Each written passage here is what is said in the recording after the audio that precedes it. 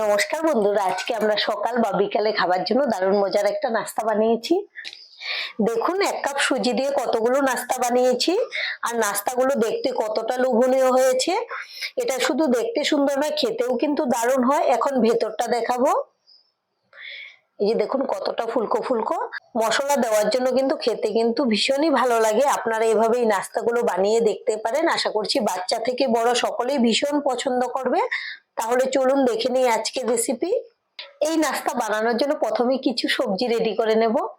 এখানে নিয়েছি 1 টুকরা মিষ্টি কুমড়ো, আর এখানে নিয়েছি অর্ধেক বাঁধাকপি।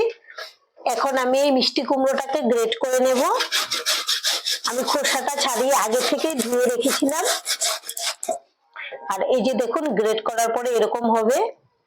আর আপনারা আপনাদের পছন্দ অনুযায়ী গাজর, বিনস যেরকম সবজি ভালো লাগে দিয়ে দেবেন। আর এভাবে আমি সবগুলো সবজি গ্রেট করে নেব। আমি সবজিগুলো ভালো করে গ্রেট করে নিয়েছি।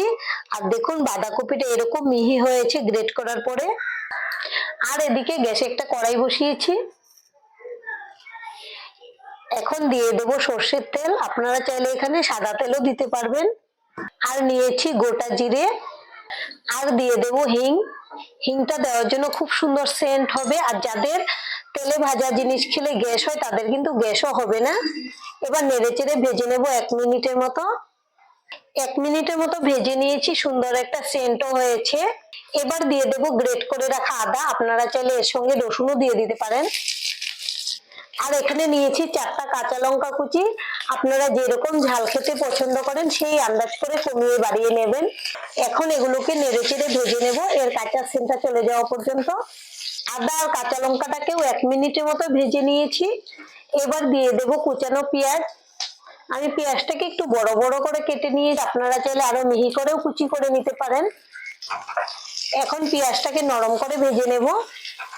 আমাদের পেঁয়াজও নরম করে ভাজা হয়ে গেছে।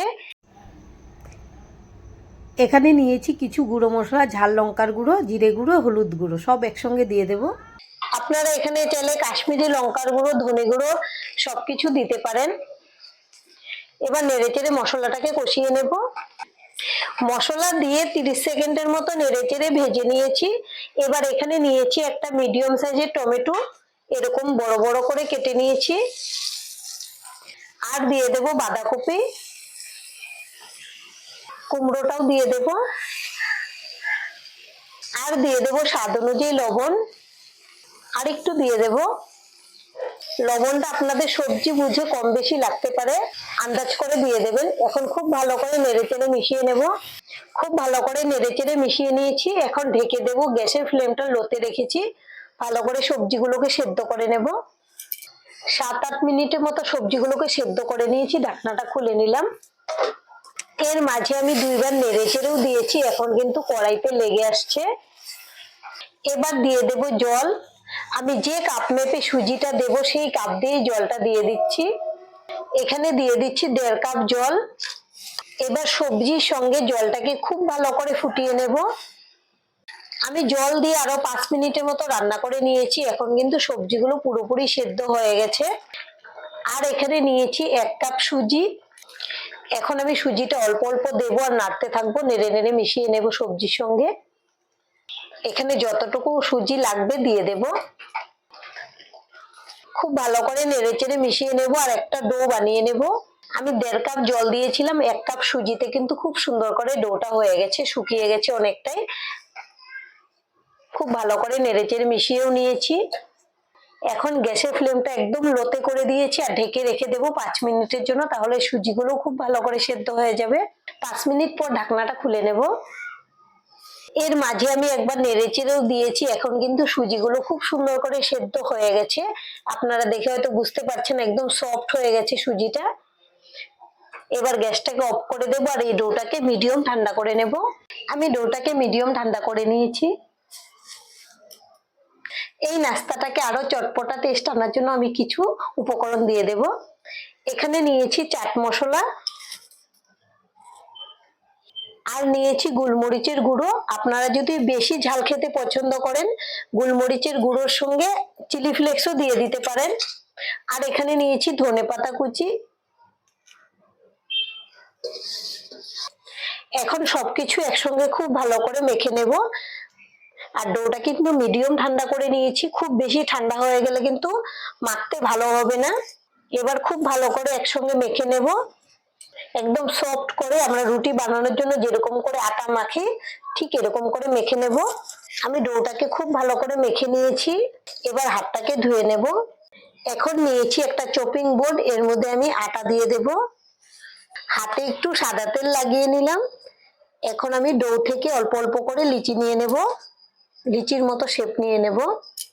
এবার নিয়ে নিলাম চপিং বোর্ডে, হাত দিয়ে একটু চ্যাপটা করে নিয়েছি, উল্টে দিলাম।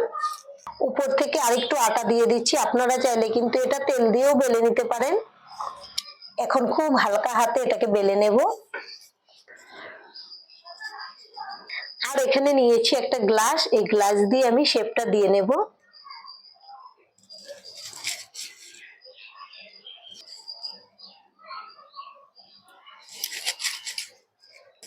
আমি ছোট একটা রুটি বেলেছিলাম, এখান থেকে দুইটা আমি পেয়েছি আমাদের নাস্তাগুলো। আর এরকম করে আমি রুটি বেলে নাস্তাগুলো বের করে নেব। আমাদের সবগুলো নাস্তা শেপ দেওয়া হয়ে গেছে। এবার নাস্তাগুলো ভাজার জন্য গ্যাসে একটা কড়াই বসিয়েছি আর দিয়েছি সাদা তেল, তেলটাকেও গরম করে নিয়েছি। এখন দিয়ে দেব নাস্তাগুলো, আমি 2 পিস একসঙ্গে দিয়ে দিচ্ছি। এবার উল্টে দেব। আর দেখুন নাস্তাগুলো কিন্তু ফুলে উপরে ভেসে উঠেছে। আর আমাদের আজকের এই রেসিপিটা দেখে যদি আপনাদের ভালো লাগে একটা লাইক অবশ্যই দিয়ে দেবেন। আপনাদের একটা লাইক আমাদেরকে অনেক উৎসাহ দেয় নতুন নতুন ভিডিও বানাতে। আর আমাদের চ্যানেলটিকে সাবস্ক্রাইব করে নেওয়ার জন্য অনুরোধ রইল।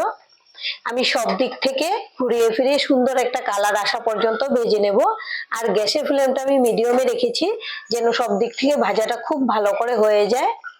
আর আপনারা যদি বড় কড়াইতে বা প্যানে ভাজেন তাহলে কিন্তু একসঙ্গে অনেকগুলো ভেজে নিতে পারবেন।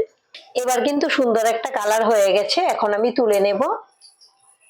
আর এভাবেই বাদবাকি নাস্তাগুলো ভেজে নেব।